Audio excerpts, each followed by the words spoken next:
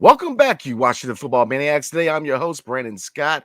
The Washington Commanders made a couple of under the radar depth moves at corner, but we're going to look at the depth chart and we're going to ask ourselves a question: should we add more corners and from where? So let's get into it. But before we do, if you're not a member of the Washington Football Maniacs, definitely consider becoming a member of the Washington Football Maniacs. We're a little crazy over here, but we like to have fun.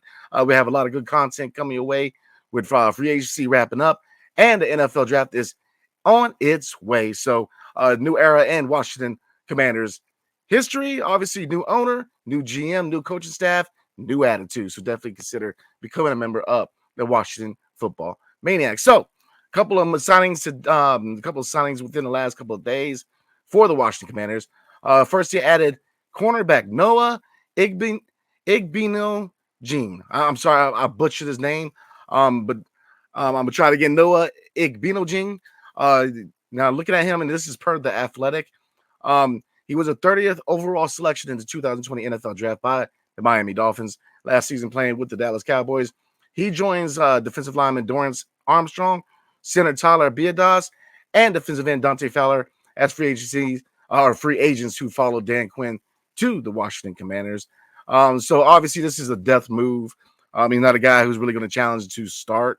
If this guy's any no disrespect to the young man, but if he's starting, we're in a pretty bad position. This is a depth move. But we also added another corner. And March 18th, today we added Michael Davis. So he's a former Chargers cornerback. So again, he does bring veteran experience and could be a potential starter.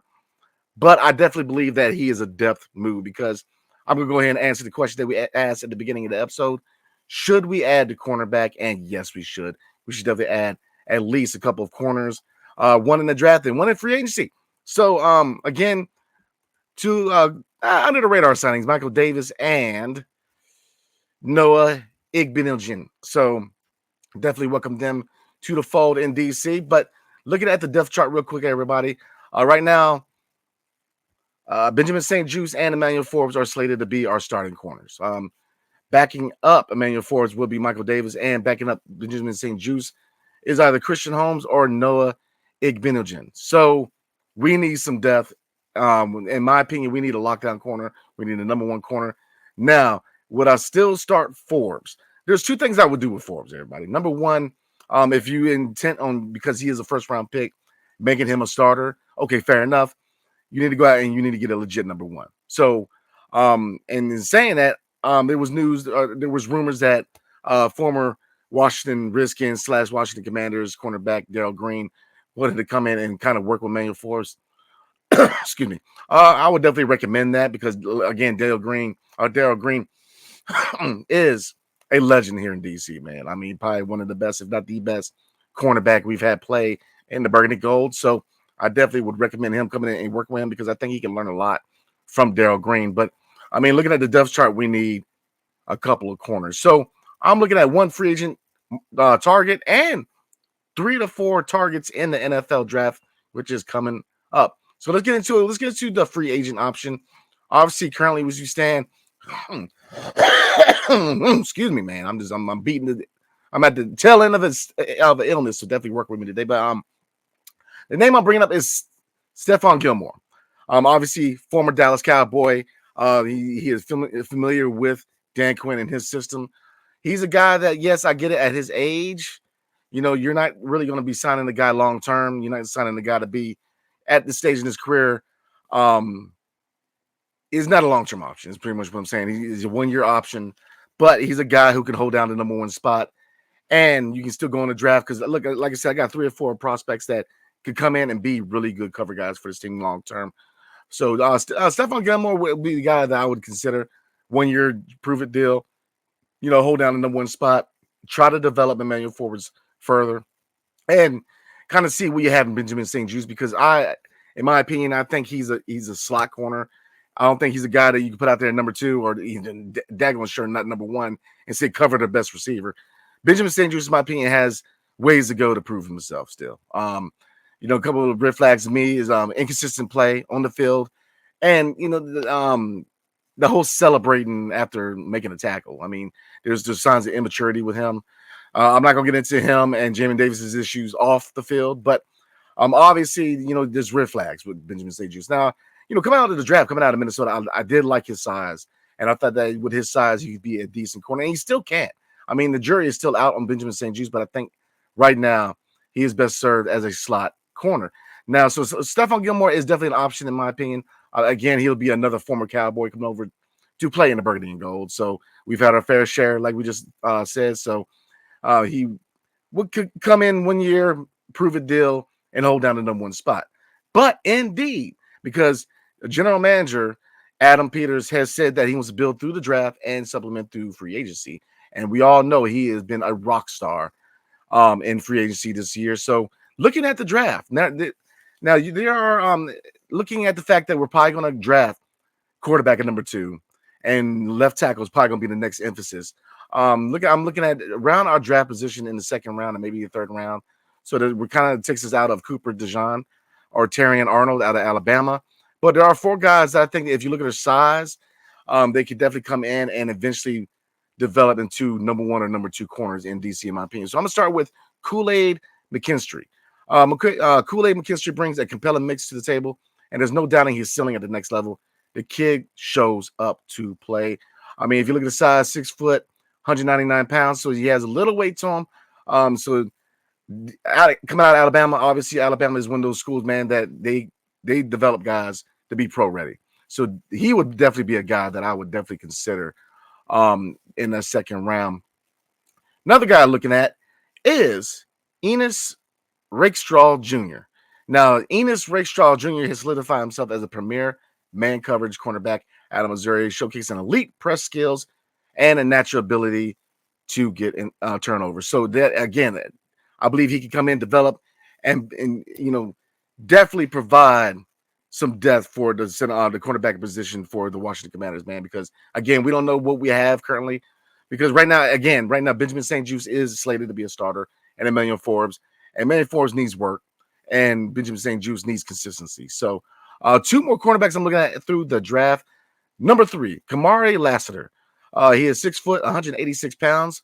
Kamari stands out as a notable premier cornerback prospect, showcasing a unique blend of physicality and instinctual play. So again, the instincts, the fact that he's physical, he can tackle. He's a guy that I definitely would love in DC, in my opinion, because me personally, I'll never deny the greatness of a Deion Sanders, but I always believe more in the Champ Bailey. Whereas a cover guy who can tackle, who can get in there, tackle running backs, tackle tight ends, line up against these bigger receivers, man. I definitely think we need 1, maybe 2 of these guys in the burgundy and gold coming up. The last name I'm gonna bring up, in my opinion, that would be great at the draft position in the second round would be TJ Tampa.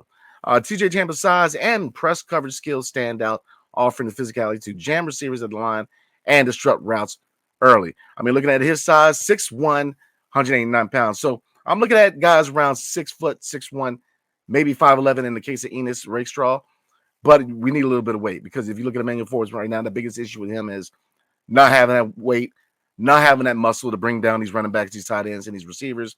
If you look at matchups like Philadelphia, where he's struggling against A.J. Brown, because A.J. Brown is a bigger receiver. He matches better, on the other side. So those are 4 guys that are the draft that I really, really like. Now, like I said, we talked about free agency. Stephon Gilmore, like I said, wouldn't be a long-term option. But here's the thing: if you look at the offseason so far for the Washington Commanders, I mean, they made long-term deals, 3-year deals, but they have their fair share of prove-it deals that they have made this offseason, man. So they have not broken the bank. They found deals, in my opinion, in the offseason so far, especially the fact that, we did solidify the O-line. Now, the O-line still needs work. We still need a left tackle. Is Wiley the guy at right tackle? But obviously, we made improvements to the O-line. I mean, linebacker core. I mean, you can't say enough about Bobby Wagner. Excuse me.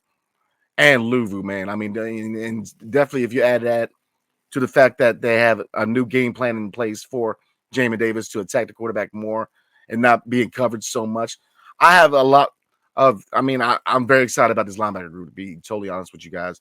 I think this linebacker group is going to be really good, led by a future Hall of Famer and Bobby Wagner. But right now, the draft coming up, I think we have done most of the work that needs to be done in free agency. And those 4 guys in the draft, would be four guys that I would definitely look at. Now, I mean, obviously there are other options, but they're closer to the first round, later first round. Like I said, Cooper DeJean right now is this year's highest rated corner. And I mean, 203 pounds, 6 foot, would love him. He's definitely a potential first round pick for the draft, but he's a zone guy. I definitely think that we need guys that are are press coverage guys, man coverage guys, and those four guys, in my opinion, are four corners who could develop to be number ones or number twos in DC, in my opinion. Because again, we made a lot of improvements, but the cornerback position, the secondary overall, does need further work, especially cornerback. And Benjamin St. Juice, can you really rely on him to be your number one corner? I wouldn't. Emmanuel Forbes, ball hawk at in the SEC, but can you depend on him at this point? We don't know. With his weight, he definitely needs to add weight. He definitely needs to add a little dog to his mentality, in my opinion. So the cornerback position right now is the weakest position. You can say maybe you receiver a little bit outside of Terry McLaurin and John Dotson, but this is a receiver heavy draft, so I wouldn't worry too much. But it's also a heavy in corner. And like I said, I mean, you can go down the list. There's a lot more prospects that we can catch on to that I really, really like, man. Max Melton's another guy, 5'11", coming out of Rutgers.